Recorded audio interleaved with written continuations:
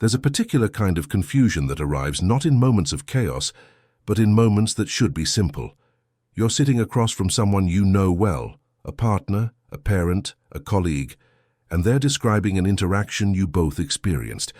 But as they speak, something fundamental shifts beneath you. They say you raised your voice when you know you stayed calm. They insist you said cruel things you never said. They describe your behavior with such conviction, such unwavering certainty, that despite every cell in your body knowing what actually happened, you feel reality itself becoming negotiable. This isn't a disagreement about perspective. This isn't two people remembering details differently. This is something far more destabilizing, a systematic dismantling of your right to know what you know. And if you've experienced it, you recognize the particular vertigo that follows. The ground shifting, your certainty eroding, the creeping question of whether your own mind has somehow betrayed you. This is how narcissists turn their lies into your reality. And the mechanism is far more sophisticated than most people understand. Most people think of lying as a simple binary. Someone says something false, and either you believe it or you don't. But what we're examining today operates on a completely different level. This isn't about individual falsehoods.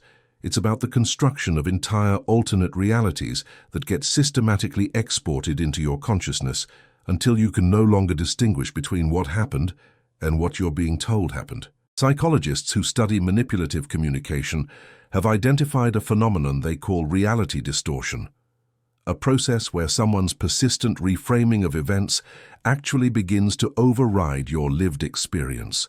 This isn't accidental. This isn't simple misremembering or the natural variation in how two people perceive the same situation.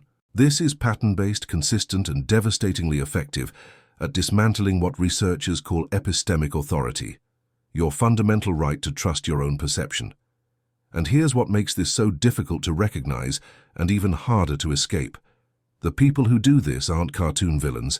They're often charming, articulate, sometimes genuinely beloved by others, which means when your reality starts fragmenting in their presence, you have no external validation that something is profoundly wrong. You just have this growing sense that somehow, impossibly, you're losing your grip on truth itself. Today, we're going beneath the surface of gaslighting, not as a buzzword, not as a dramatic plot device, but as a documented psychological mechanism with specific techniques, measurable impacts, and a dark underlying purpose. Because understanding how this works is the first step toward reclaiming something far more fundamental than trust in another person. It's about reclaiming trust in yourself. The term gaslighting has become so ubiquitous that it's lost precision. People use it to describe any lie, any disagreement, any moment someone denies your version of events. But the clinical reality is far more specific and far more sinister. Gaslighting isn't a single deceptive act. It's a cumulative, erosive process that operates through 4 distinct techniques, often deployed simultaneously, designed to destabilize your cognitive foundation. The first technique is outright denial of verifiable facts. Not disagreement, not alternative interpretation. Flat denial of events that demonstrably occurred. You bring up a conversation from last week, and they look at you with genuine confusion. That never happened. We never discussed that. You mention something they said 2 days ago, and they respond with perfect certainty. I never said that, you're making that up. The psychological impact isn't just frustration at being lied to. It's deeper. It's the experience of reality becoming unstable, because the person standing in front of you is denying something you witnessed with absolute clarity. Neuroscientifically, here's what happens in your brain during these moments. Your hippocampus, the structure responsible for memory consolidation, holds a clear record of the event. But when someone you're emotionally connected to provides contradictory testimony with total conviction, your prefrontal cortex, the part of your brain that evaluates social information, activates to reconcile the discrepancy. The cognitive dissonance creates actual neural stress. Your brain is receiving 2 incompatible signals. Your memory says this happened, their certainty says it didn't.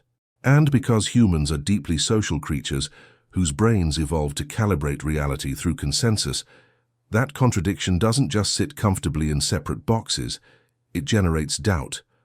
The second technique is more subtle and often more effective, recontextualization. They don't deny the facts, they change the meaning. You say, "You criticized my work in front of everyone at the meeting." They respond, "I was trying to help you improve. I was being supportive." The event itself isn't disputed. Yes, they said those things, but the emotional reality, the intent, the impact, all of it gets reframed until you're the one who misunderstood, misinterpreted, took things the wrong way. This is devastating because it's harder to fight. How do you argue about tone? How do you prove intent? You're left holding your hurt like evidence no one will accept. The third technique is strategic omission. They recount the event, but carefully edit out the context that would make their behavior indefensible. They describe your angry response, but omit the provocation that preceded it. They focus on your tears, but erase the words that caused them. The story they tell is technically composed of true elements, but the selective assembly creates a fundamentally false narrative. And because memory is reconstructive, your brain doesn't store events like video files, but reassembles them from fragments each time you recall. Their version, repeated with confidence, can actually begin to contaminate your own recollection. You start wondering, did that part really happen? Maybe I am remembering it wrong. The fourth and most psychologically damaging technique is the reframing of your emotional reality itself. You express hurt, and they tell you you're too sensitive. You name their behavior as harmful, and they insist you're overreacting, being dramatic, making things up. This isn't just invalidation of your feelings, it's an assault on your basic capacity to accurately assess your own internal experience. Over time, this teaches your nervous system a devastating lesson. Your emotional responses are not trustworthy data. What you feel cannot be believed. And once that foundation cracks, once you begin questioning whether your own hurt is legitimate, you've lost access to your most fundamental navigation system for relationships. These four techniques don't operate in isolation. They work synergistically, each one reinforcing the others, creating what researchers studying testimonial injustice call epistemic violence, the systematic discrediting of your testimony about your own experience. And the result isn't just confusion about isolated incidents, it's the gradual dissolution of your basic cognitive trust. Here's what most people don't understand about why this works, even on intelligent, self-aware, psychologically sophisticated people. Your vulnerability to reality distortion isn't a weakness. It's actually rooted in one of the most essential features of human cognition, your brain's reliance on social consensus to establish truth. From infancy, we learn about reality not just through direct sensory experience, but through what psychologists call social referencing. A toddler looks at their parent's face to determine if a situation is safe or dangerous. A child learns emotional regulation by having their feelings reflected back to them accurately by caregivers. Throughout development, our brains are continuously calibrating. Is what I'm experiencing real? Is my perception accurate? And we answer those questions partially by checking whether others perceive the same thing. This isn't a flaw in human psychology, it's adaptive. It allows us to learn from others' experience, to update our understanding based on new information, to exist in a shared reality that makes cooperation possible. But narcissists exploit this fundamental mechanism. They provide relentless counter-testimony to your reality, and because they often appear confident, articulate, emotionally regulated, because they present their version with the same conviction you'd present actual truth, your brain begins treating their testimony as valid social data that must be integrated somehow. Research on false memory implantation shows how fragile even vivid memories can be when subjected to confident contradictory information from others. In studies, researchers have successfully convinced participants they experienced entire events that never occurred, simply through repeated suggestion combined with social pressure. The participants don't consciously choose to adopt false memories. Their brains, doing what brains do, incorporate the socially reinforced narrative until it feels as real as lived experience. Now imagine that process happening not in a laboratory, but in your intimate relationships, with a neutral researcher, but with someone you love, someone you've trusted, someone whose opinion of you carries enormous emotional weight. They're not just suggesting you misremember a detail, They're systematically contradicting your entire experiential reality repeatedly across hundreds of interactions, always with complete certainty. Your brain isn't equipped to maintain absolute conviction in your own perception against that kind of sustained social contradiction. Doubt doesn't mean you're weak. It means you're human. And here's the truly insidious part. Narcissists don't need to convince you completely. They don't need you to fully believe their version. They just need to introduce enough uncertainty that you stop trusting your own internal witness. Once you're questioning yourself, once you're thinking, maybe I did misinterpret that, maybe I am being too sensitive, maybe my memory is flawed, they've achieved the goal.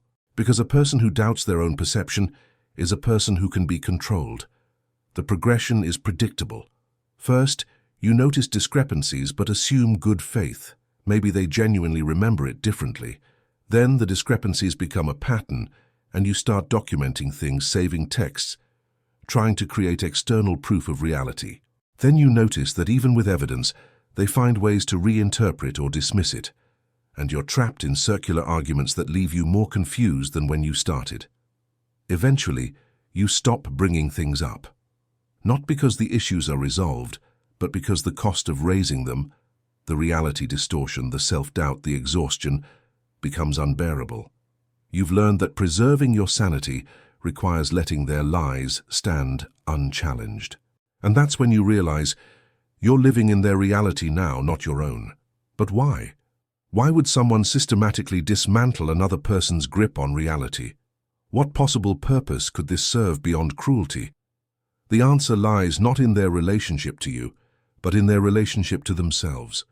And understanding this shifts everything. Narcissistic personality patterns emerge from profound early developmental disruptions, typically involving environments where a child's authentic self was either ignored, conditionally accepted, or actively shamed. To survive psychologically, the child constructs what object relations theorists call a false self, a carefully crafted persona designed to elicit approval and avoid annihilation. Beneath that false self sits enormous shame, vulnerability, and a sense of fundamental unworthiness that cannot be consciously tolerated. The adult narcissist operates from a rigid internal binary. They must be entirely good, valuable, innocent, and right. This isn't confidence.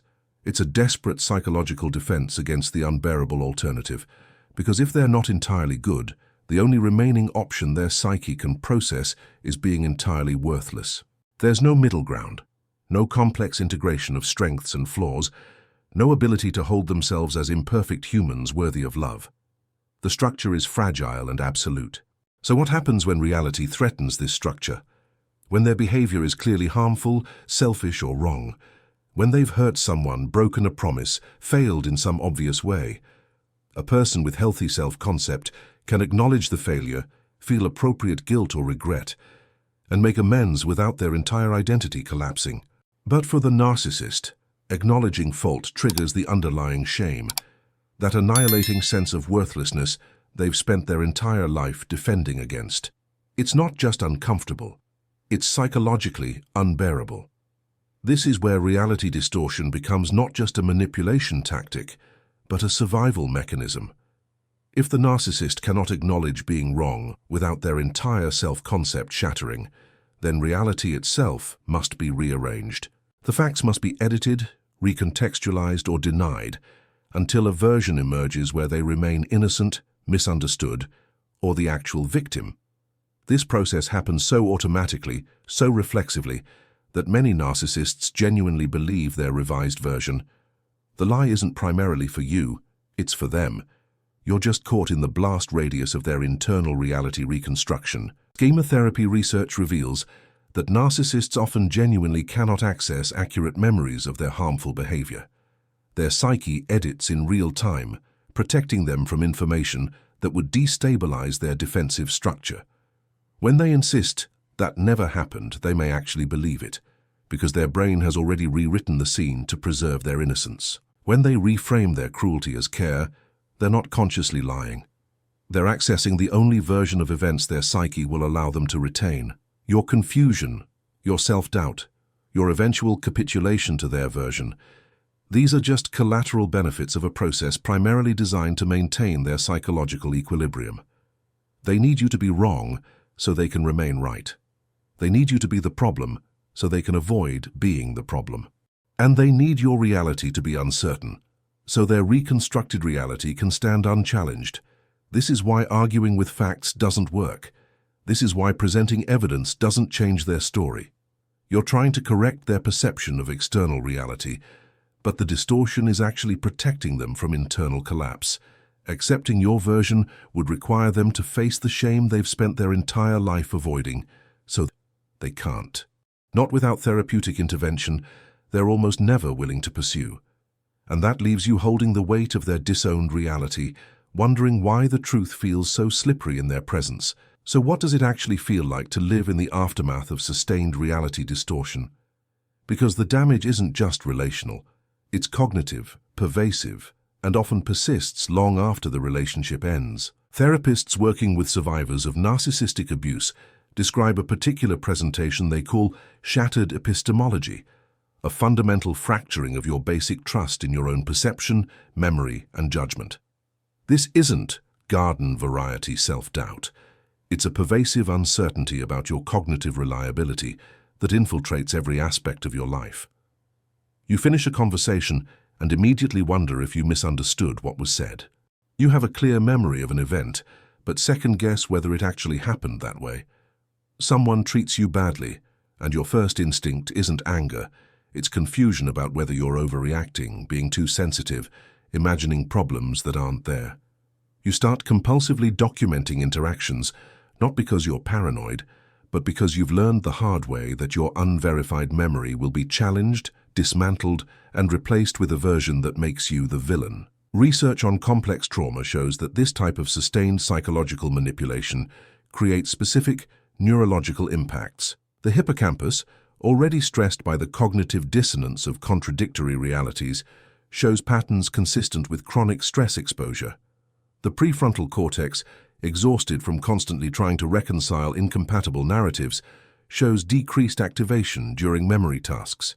Your brain quite literally learns that reality is unstable and your perception is unreliable. This manifests in your daily life in ways that are hard to explain to people who haven't experienced it.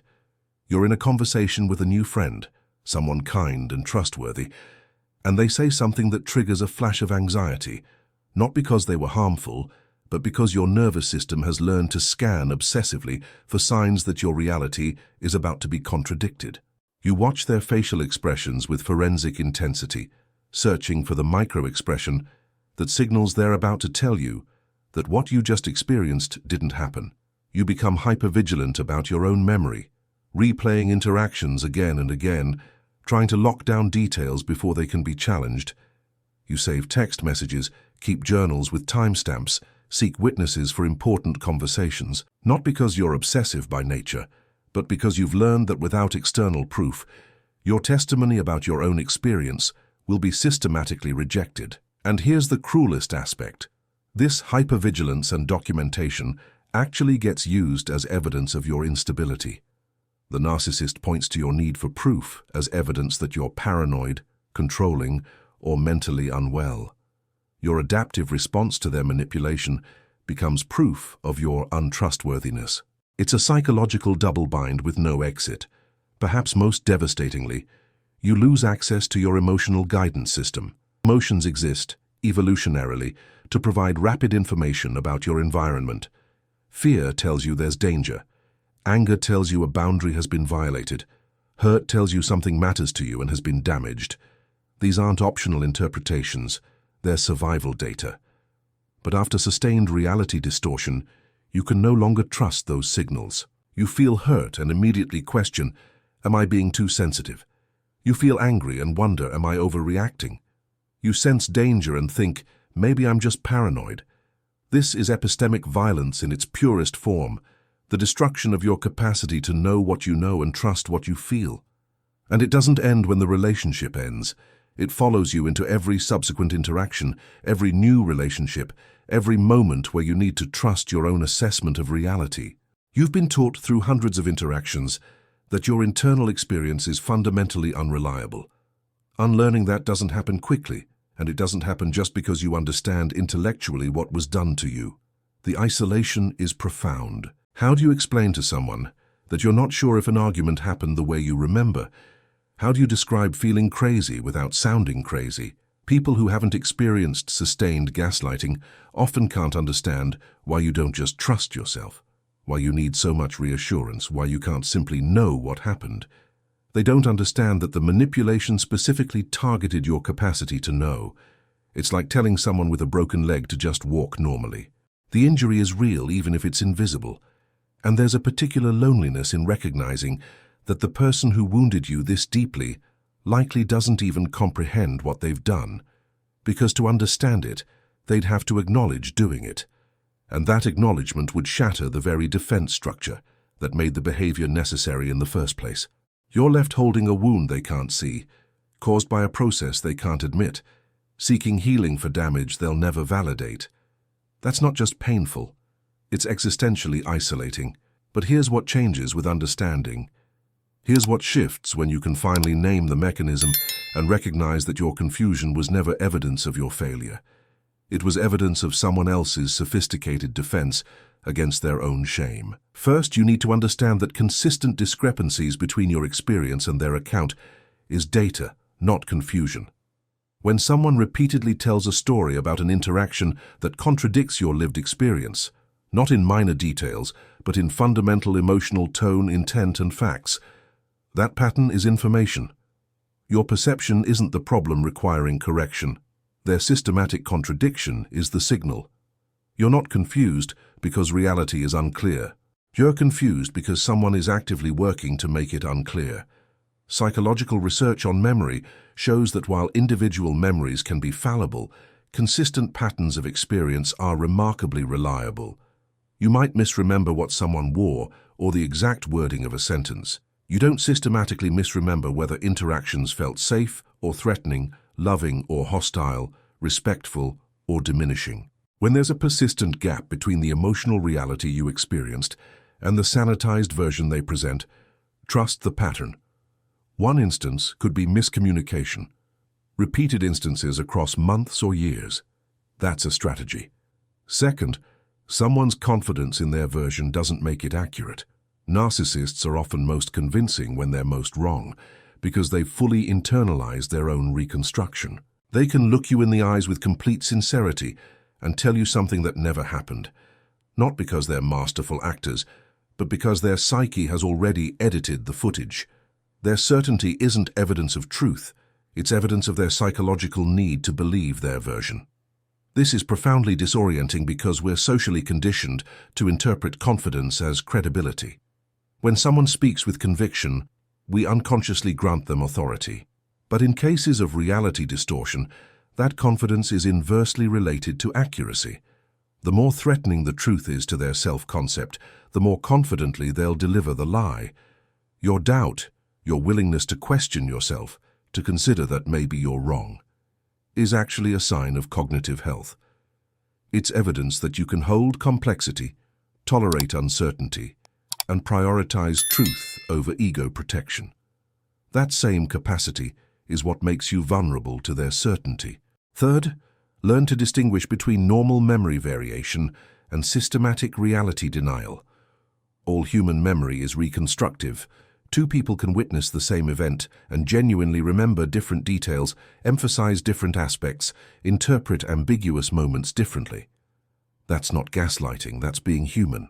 Gaslighting is the wholesale reinvention of emotional tone, the denial of verifiable facts, the consistent pattern of you being cast as the aggressor, problem, crazy one, while they remain innocent, helpful, concerned. Normal disagreement feels like two people trying to understand what happened.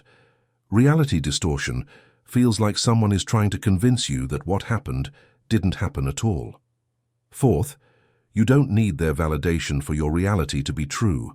This might be the most difficult reframe to internalize because we're so deeply conditioned to believe that shared reality requires consensus.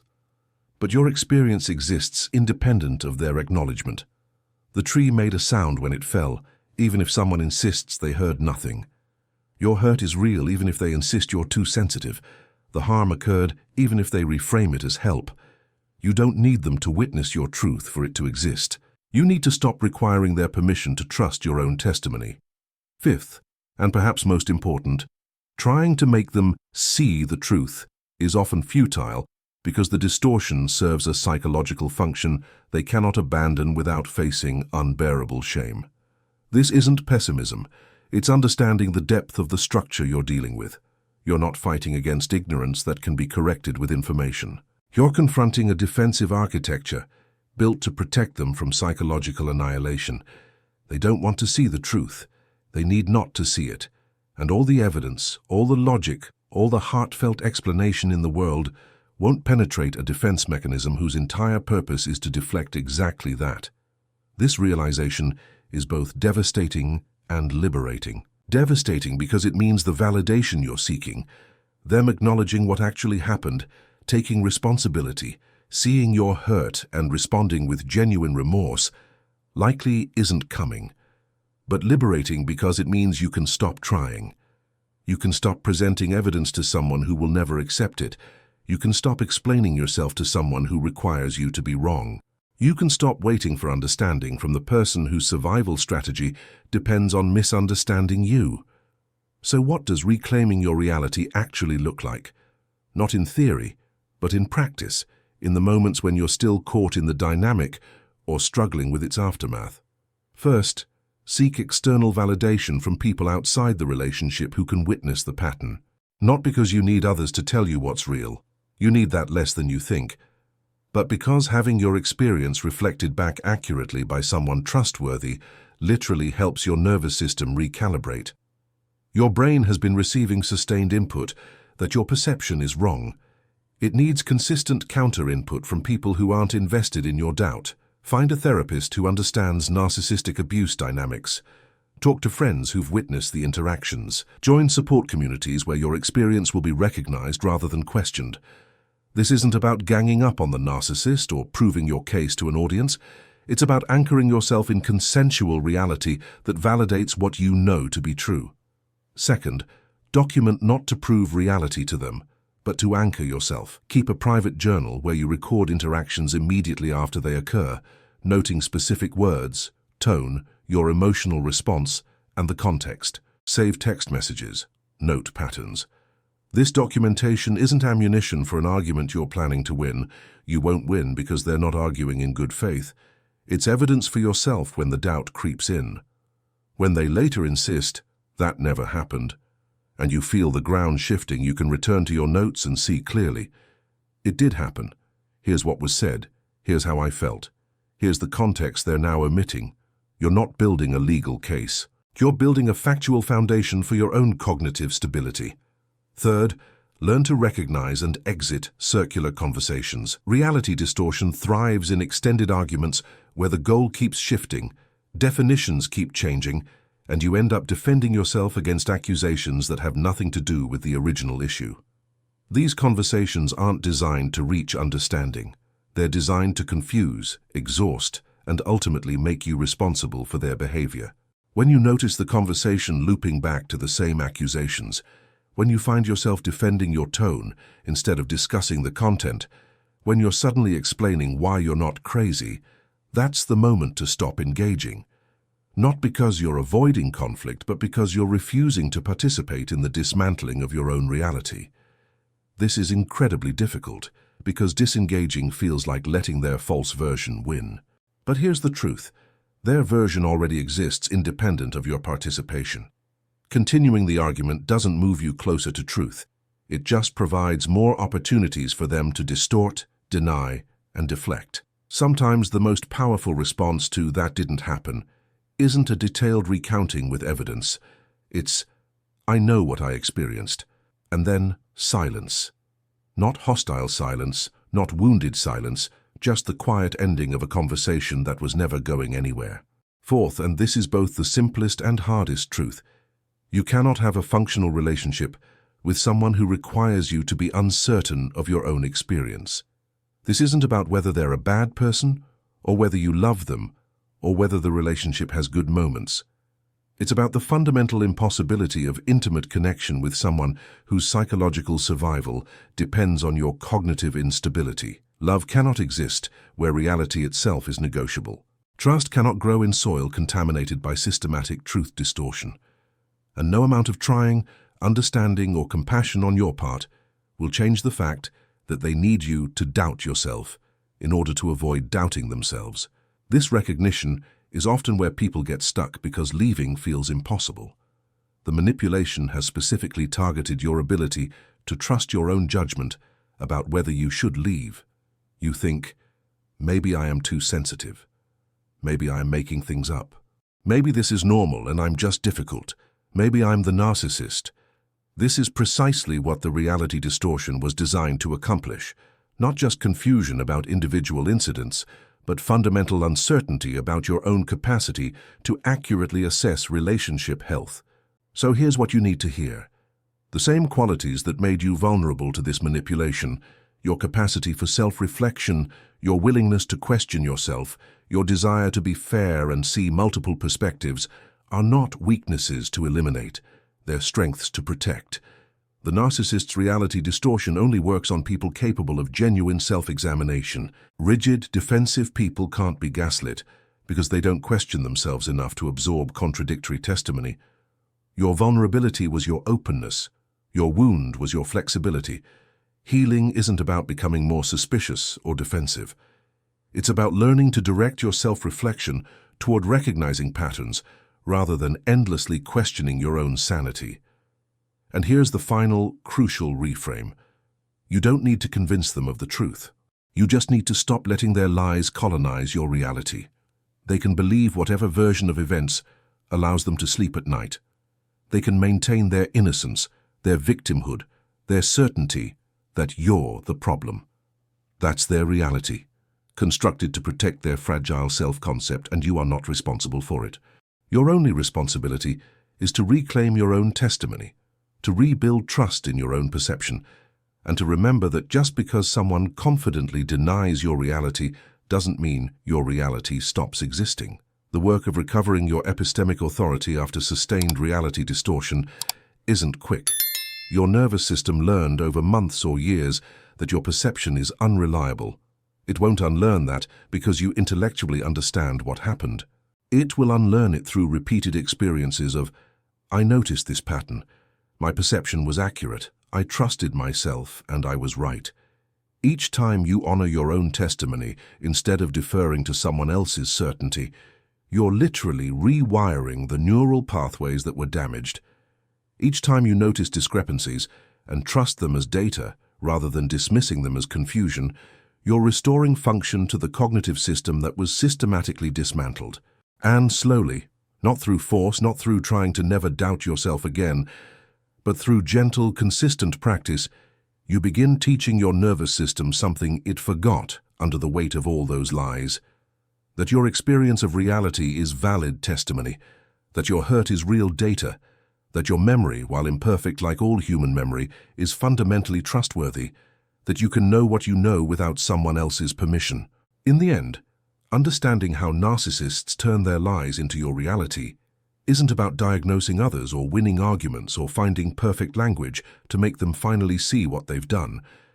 It's about something far more personal and far more essential, reclaiming your right to be the authority on your own experience, because that's what was taken from you piece by piece and by conversation until you couldn't remember what it felt like to trust your own witness. The narcissist needed you to doubt your reality so they could maintain theirs, but you don't have to keep carrying their construction project. You can put it down. You can return to the simple, foundational truth that your experience belongs to you, that your perception, while never perfect, while always filtered through your particular nervous system and history, is real and valid and yours. You were never confused because you couldn't understand what happened. You were confused because someone was actively making reality unclear. The fog wasn't in your mind.